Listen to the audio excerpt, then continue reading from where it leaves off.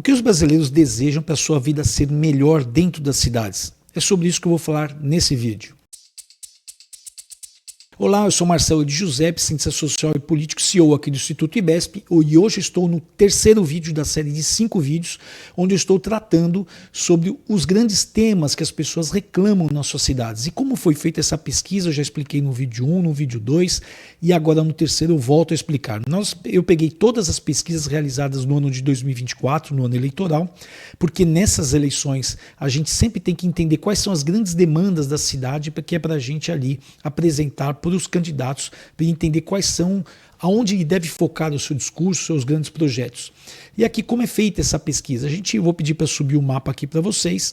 A gente entende cada região da cidade, o que as pessoas mais reclamam, o que elas mais solicitam que seja melhorado para que a sua vida seja melhor. Nós também entendemos ali o que eles, na posição de um prefeito, faria para a sua vida ser melhor. Pois bem, eu peguei todas essas, nós trabalhamos em cerca de 5% dos municípios brasileiros, nas 5 regiões do Brasil, e aí eu uni todas essas pesquisas em um gráfico só para entender quais são os problemas que as pessoas querem que seja resolvido dentro das suas cidades para que a sua vida seja melhor.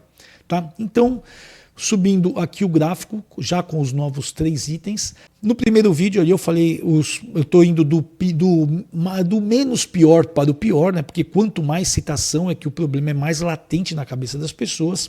No primeiro vídeo nós falamos sobre turismo, cultura, habitação e urbanismo.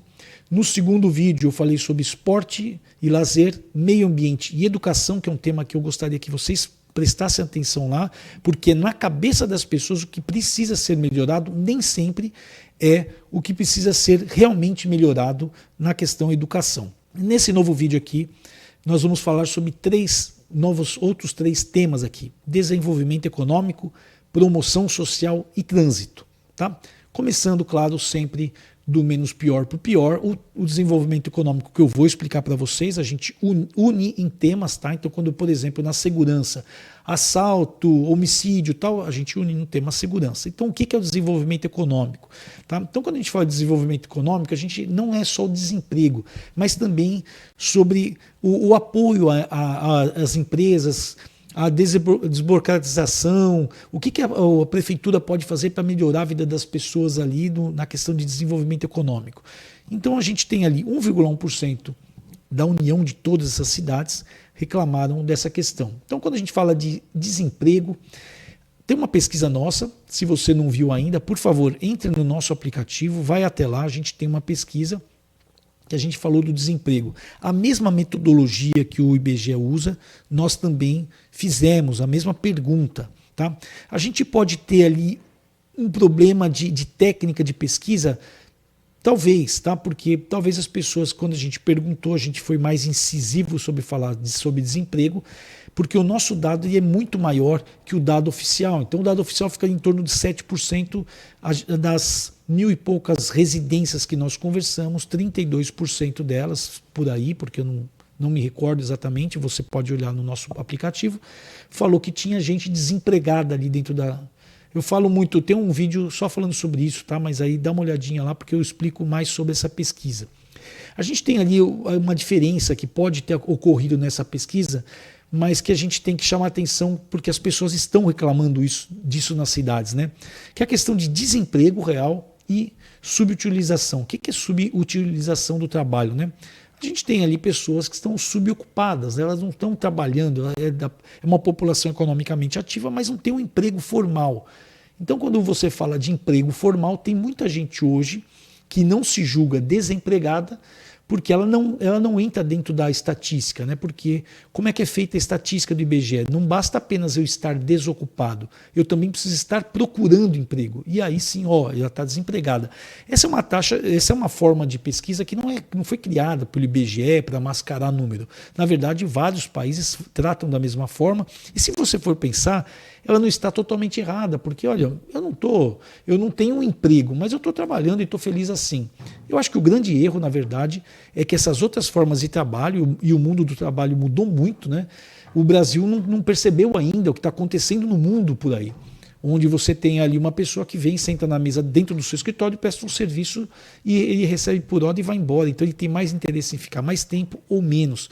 Existe uma negociação direta patrão e empregado, ou na verdade eu não chamo nem assim, entre interessados que dê certo aquele projeto, um que tem um risco maior, que seria aí o patrão, e um que tem um risco menor, que vende ali sua mão de obra. Então a gente tem aqui um detalhe importante, né? A taxa de subutilização chegou a 16,2% em 2024. Tá? Então percebe assim, a gente tem 6%, 7% desempregado, mas subutilizado 16,2%. Se você somar com 7%, a gente está falando de 23%, que chega acima de 30% em várias regiões, algumas regiões, Nordeste e Norte. Tá? Aqui a gente tem um outro problema, né? Quando a gente fala de emprego, que aqui são reclamações que as pessoas reclamam, eu estou desempregado, e a gente fala, mas por que está acontecendo? Né? Claro que elas vão mascarar a questão da, olha, eu não consigo me encaixar nas vagas que tem aqui porque eu tenho pouca educação, eu falei isso no vídeo passado. Tá? Mas a gente tem aqui outros problemas, né? Quando a gente fala de ambiente de negócios, as cidades reclamam, o próprio prefeito reclama disso, porque não é alguma coisa que está dentro ali das mãos dele para ele poder resolver isso. Mas a gente tem alguns problemas absurdos, né? Nós temos aqui a questão de, por exemplo, tempo para abrir uma empresa. Né? Então você pega Singapura, que é um país, a gente vai colocar ali, que é um país que está muito acima ali, né? Quando existe um ranking de doing business, né? Que até esse ranking está meio parado aí, não sei o que aconteceu, a partir de 2021, acabou em 2021 e não vem sendo atualizado, mas eu estou usando ele como base aqui, tá? Você pega, por exemplo, Singapura, que está ali como o segundo país melhor para se trabalhar, que tem um melhor ambiente de negócio e tal. Singapura demora um dia para abrir uma empresa. A Estônia, que é uma antiga, faz parte da antiga União Soviética, né? Um país que ali tem toda uma estrutura socialista e tal, nada disso. 15 minutos a pessoa abre uma empresa. Você pega a Geórgia, também da antiga União Soviética, em um dia você abre uma empresa. Tá? Então você aí que está entre o top 20 e top 10. O Brasil é o número 124 de países como ambiente de negócio. Percebe como é ruim você ter um negócio no Brasil. Tá? O governo brasileiro, e aí o governo federal, estadual, municipal, mas muito mais o governo federal, é inimigo de quem quer empreender no Brasil. Então hoje você vê uma fuga de pessoas indo investir no Paraguai. É triste, né? Antigamente o Brasil ridicularizava o Paraguai. Hoje a gente está vendo muito empresário indo para o Paraguai. O Brasil você depende aí, no mínimo 10 dias, você tem várias cidades que você demora mais de 30 dias para abrir uma empresa. Questão de facilidade de crédito. Tá? Eu sou contra a pessoa pegar crédito para qualquer coisa.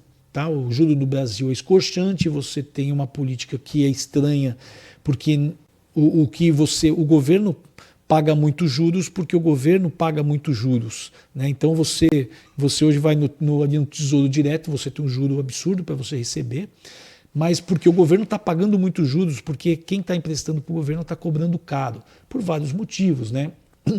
Então a solução dos juros no Brasil virou uma solução fácil. Ninguém quer reduzir o tamanho do Estado para que o Estado pague a sua dívida e não tenha dívida, e aí ele não paga juros, logo ele não vai ser um credor também da gente aqui. Mas quando fala de facilidade de crédito, em Singapura é muito fácil, na Estônia é muito fácil, na Geórgia um pouco menos, e no Brasil é muito difícil. De forma legal, que eu estou dizendo. Tá? Então a gente tem, eu já comentei sobre outro vídeo, sobre coisas que o Brasil deveria repensar. Eu fiz um vídeo especificamente falando sobre a transferência condicionada de renda, que é o Bolsa Família, que eu acho que após 10, 20 anos aqui você deve repensar o que está acontecendo com o Bolsa Família. Fiz um vídeo explicando os males do Bolsa Família, os malefícios do benefício. A gente tem um outro problema que é a questão de crédito consignado, que isso você transformou em algo muito fácil, que depois a pessoa não consegue sair disso. Você tem um outro problema, em compensação, aí você também tem o problema dos jogos hoje, que é os bets, que também são coisas que devem ser repensadas. Mas no Brasil, quando você fala de um empréstimo, mesmo de uma empresa precisar de um empréstimo, ela é altíssima a burocracia que você tem ali. Tá? Aliás, é muito difícil você conseguir um empréstimo, mas te dou um pouquinho aqui, você não consegue com o juro que você precisaria. Né? Quando a gente fala de burocracia municipal, estadual e federal, nesses 3 países que eu estou colocando aqui como para a gente de benchmark aqui, que para a gente comparar, tanto Singapura, Geórgia e Estônia é muito baixa, no Brasil altíssima burocracia. E quando a gente fala do ranking, como eu falei para vocês, é muito difícil. Então, o que as pessoas reclamam na cidade? Primeiro ponto, que a falta de trabalho mesmo, desemprego. E quando você fala, e aqui tem um detalhe interessante, né? Quando a cidade é maior, conforme a cidade é maior, é mais difícil ter desemprego, porque aí você tem mais serviços, né? E a gente não percebe que o Brasil tem um alto número de cidades com menos de 10 mil habitantes. Então são cidades onde realmente as pessoas não têm emprego, a maior empresa da cidade é a prefeitura, os maiores salários estão dentro dessa prefeitura, o que também é um problema seríssimo que a gente tem. Hoje a gente tem, se a gente pegar comparativos de cargos, um motorista de uma prefeitura, de um estado, do Senado, ele ganha muito mais que o motorista de uma empresa privada, que é o patrão do poder público, né? Então, essa distorção você deve ter algum momento que as pessoas devem sentar e devem resolver isso. Porque isso está fazendo com que quem está fora desse grupo aqui está cada vez mais desanimado de produzir.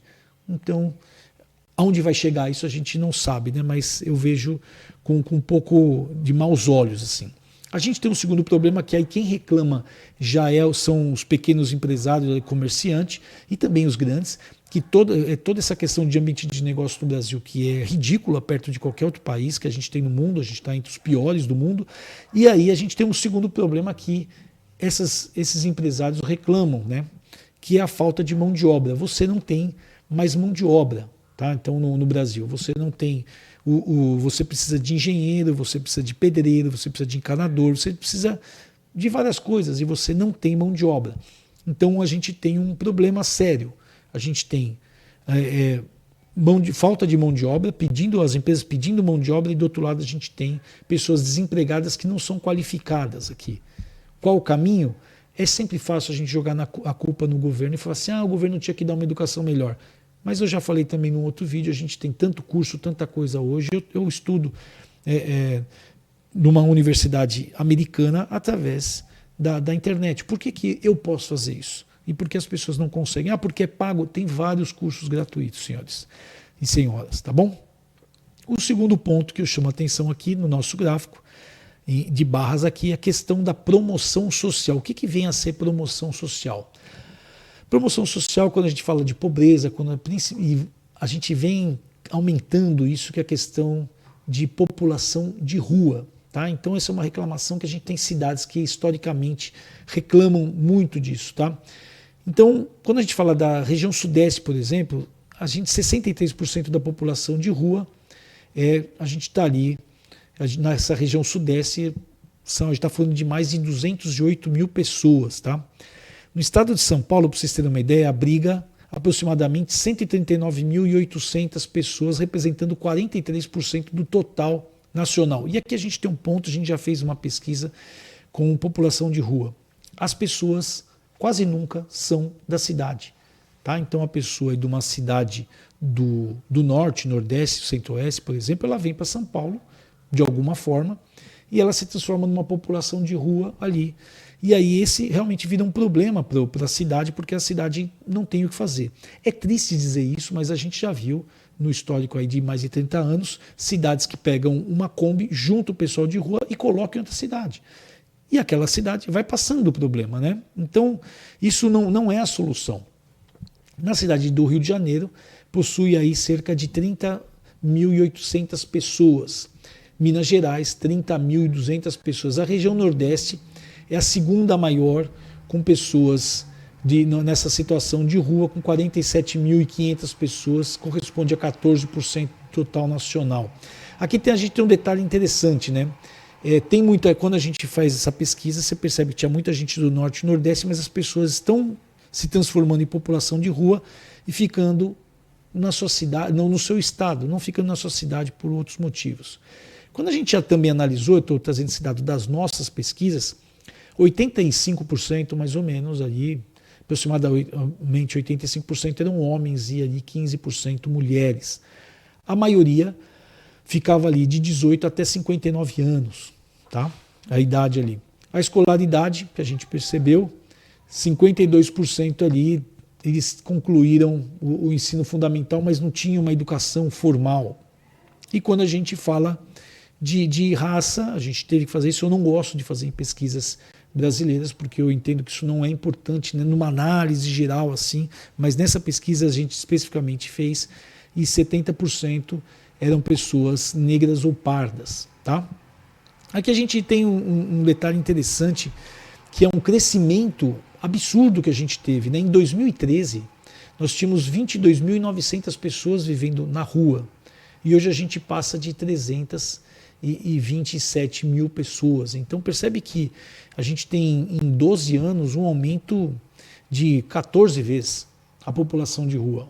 Então quando a gente fala que a gente tem, a gente tem um retrato do Brasil aí, um retrato de um país que na parte econômica ela vem desde 1985 tendo problema, principalmente depois da Constituição de 88, ela tentou resolver problemas, foi uma Constituição que as pessoas criaram olhando para o retrovisor. Como que a gente não volta nos problemas do passado, mas que criaram problemas, me parece que eternos, porque quando se fala de rever a Constituição, as pessoas pulam para trás. Mas problemas caríssimos, o Estado abraçou muita coisa, ele não conseguiu dar esse retorno, então a gente vem criando um país mais pobre, cada vez mais pobre, e onde a gente tem cada vez uma divisão muito maior de ricos e pobres, né? E onde o Estado não consegue dar uma resposta que seja interessante, tá? E também falando dessa questão da promoção social, as pessoas reclamam um pouco ali, olha, falta ali um atendimento melhor no CRAS, tal. Então o foco grande é assim, desse 1,3% de promoção social realmente na questão da população de rua. E depois a gente tem ali o último tema desse vídeo, desse terceiro vídeo aqui, a questão do trânsito. 3% reclamam da questão do trânsito. E aqui, é claro que essa reclamação, a gente entrevistou capitais, essa grande pesquisa que a gente juntou 5% dos municípios entrevistados do Brasil. É claro que nós temos capitais como São Paulo, Manaus e etc., mas a gente também tem muita cidadezinha pequena, por isso que puxa o tema para baixo, porque a cidade maior puxa o tema para cima, né? Mas o que reclamam da questão do trânsito, né? E isso aqui é interessante, que todas as cidades que reclamaram do trânsito, em todas as cidades reclamaram do mesmo tema. O que eles falam, né? Quando fala de trânsito, por que você está reclamando do trânsito? Claro que aparece gente ali, olha, colocaram uma faixa de pedestre no lugar errado, olha, falta uma lombada, olha, colocaram lombada a mais, aparece isso. Mas a grande reclamação de quem fala de trânsito é a questão do uso do radar como fonte de receita. Tá? Então existe uma revolta das pessoas quando falam de trânsito, falam assim, olha, o prefeito da cidade colocou o radar para ficar multando a gente. Né? Não existe mais aquele negócio assim, deixa eu colocar um radar aqui, onde eu faço uma lombada eletrônica, onde eu faço as pessoas reduzirem porque é um lugar de acidente. Não, hoje tem um radar ali, às vezes até escondido, que é para multar as pessoas. Então não tem ali um investimento que as pessoas reclamam disso, né? Ao invés de fazer um investimento numa infraestrutura viária moderna, onde você põe um viaduto, onde você põe um túnel que é para você evitar ali um grande congestionamento, você não faz isso. Eu me lembro numa campanha, talvez 1980 e pouco, em São Paulo, que Reinaldo de Barros falava que ali no cruzamento Henrique Schaumann e Avenida Brasil, ele iria, Rebouças e Henrique Schaumann, ele faria um túnel. Era um sonho, né? Para quem ali na minha juventude eu estudei ali perto, e era um transtorno aquele semáforo, que eu acho que ainda é, né?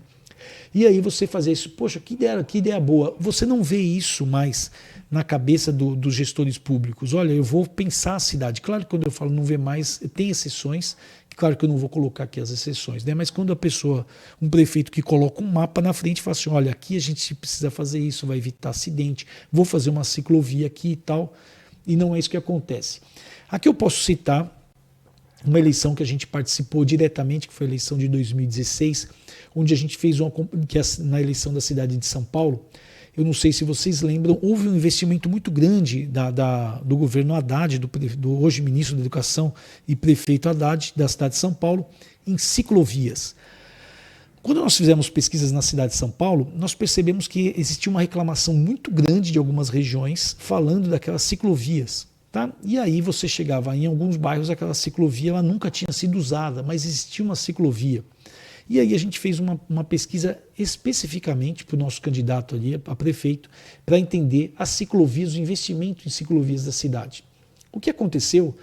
Que nós cruzamos com a falta de mobilidade urbana. Então nós colocamos o mapa de São Paulo, onde as pessoas mais reclamavam de deslocamento, de falta de transporte, e solicitavam mais a questão da bicicleta, com o mapa de investimento de ciclovia, onde a prefeitura tinha feito ciclovia. Então, um exemplo aqui.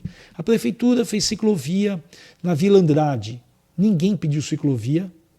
Em compensação, na cidade de Tiradentes, no extremo leste, todo mundo queria, todo mundo. As pessoas reclamavam, falavam, pô, se tiver uma ciclovia aqui, eu vou andar de bicicleta, mesmo porque as pessoas tinham mais bicicleta na periferia do que nessa região. Na Vila Mariana, a gente tinha reclamações ali, fizeram ciclovia, destruíram o meu comércio, ninguém usa, que é uma pessoa por dia que passa. Aí você em Ermelino, Matarazzo, da mesma forma, as pessoas tinham mais bicicleta por habitante, as pessoas queriam usar a bicicleta e não usavam por falta de segurança, porque não tinha ali um lugar apartado. Tá? Então, o que eu acho, eu não vou fazer uma crítica específica ao ex-prefeito Haddad, hoje ministro, mas talvez tenha faltado antes uma pesquisa para entender assim. Você, se tiver aqui, você usará a bicicleta, tal. Ah, sim. Me parece que não foi feito isso, me parece que foi uma ideia, eu vou fazer e com isso eu faço com que as pessoas comecem a andar de bicicleta. Isso não existe. Tá? Uma empresa, quando a gente fala de empresa, uma empresa não inventa um pão francês com um pedaço de chocolate e coloca lá para vender sem um teste. Ela primeiro testa. Você comeria? Ah, eu como. Você pagaria X? Pagaria. Ok, então eu faço. E o que me parece que foi ao contrário, foi feita ali um investimento e ficou forçando as pessoas a andarem, não aconteceu. E a última vez que eu fui para São Paulo, eu evito ir para São Paulo, mas a última vez que eu fui, e eu passei por um bairro que tinha uma ciclovia que estava totalmente destruída, apagada, já não existia mais a ciclovia. Mas foi pintada de vermelho, foi colocado ali uns bloquetezinhos ali, que foi um investimento bem alto. Transporte público eficiente, as pessoas reclamam disso. E a gente tem um grande problema no Brasil, né? O Brasil subsidia, as prefeituras subsidiam o transporte público. Isso não é só no Brasil, a gente tem isso quase no mundo todo. Os governos acabam subsidiando para ver se forçam que as pessoas andem de transporte, mas o transporte acaba não sendo bom no Brasil. O que a gente vem assistindo é um crescimento do Uber, né? A gente percebe isso. Eu apresentei uma pesquisa ontem para um shopping center e uma das perguntas era como você chegou aqui. Então tinha lá carro, moto, e a gente viu que em 6 meses aumentou mais de 40% as pessoas que estão indo de Uber. Então o que está acontecendo hoje, as pessoas estão deixando de andar de ônibus para andar de Uber. Então, questão de falta de transporte também as pessoas reclamaram, que falta também tecnologia para um transporte mais inteligente. Enfim, as pessoas reclamam dessas coisas, mas colocam principalmente, olha, existe um investimento muito alto no radar, que é um custo que é para arrecadar, ao invés de investir em outras coisas aqui, que seriam muito mais importantes. Ou melhor, se você investe, já que o radar está recolhendo imposto, por favor, invista nisso aqui para melhorar realmente, porque eles não estão vendo melhora, só estão vendo aumentar o faturamento com o radar e aumentar o número de pontos na carteira. Né? A gente tem vários exemplos de cidades que reduziram congestionamento, melhoraram, como Seul, que reestruturou o sistema de ônibus. A gente tem ali a questão da Bogotá, que criou o Transmilênio, que é um BRT. Várias cidades têm ali uma necessidade de um VLT, de um BRT, alguma coisa assim, né? Na Dinamarca a gente tem as bicicletas, o Brasil poderia investir muito mais, a gente tem muitas cidades planas e não tem esse investimento. Né? O que a gente percebe no Brasil? O oposto disso. Né? Então a gente vê um investimento hoje em radar, e criando algumas zonas que estão começando a restringir carros, e a gente não percebe o investimento na questão, principalmente da segurança viária e na melhoria da mobilidade urbana. Tá bom? Então, esse aqui é o terceiro vídeo da série, onde a gente falou sobre desenvolvimento econômico, que apareceu com 1%, como as reclamações das pessoas que moram nas cidades, no Brasil todo, nas 5% do Brasil, da nossa amostra, 1,3% promoção social, que foi aí as pessoas de rua, e 3% a questão de trânsito que eu acabei de falar. Então, se você quiser bater um papo comigo, por favor, vem aqui no QR Code, vamos marcar uma hora, eu estarei fora por um tempo, podemos agendar para depois ali do dia 20 de junho e a gente pode falar sobre isso, mas também sobre outros assuntos, ok? Então, muito obrigado e até o próximo vídeo, que será na semana que vem. Um abraço.